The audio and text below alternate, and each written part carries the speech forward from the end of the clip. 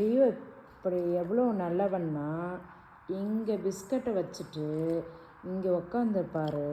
நம்ம சாப்பிட சொன்னால் தான் அவர் சாப்பிடுவார். பிஸ்கட்டை பார்க்குறாரு, என்னைய பார்க்குறாரு. என்னப்பா பிஸ்கட் வேணுமா? ரியோ பிஸ்கட் வேணுமா? சரி போய் சாப்பிடு. போ ரியோ சாப்பிடு. அம்மா ஒன்றும் சொல்ல மாட்டேன், போய் சாப்பிடு.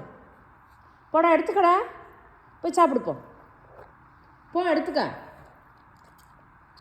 போ சரி எடுத்துக்கோ, சாப்பிடு. போ சாப்பிட்றா.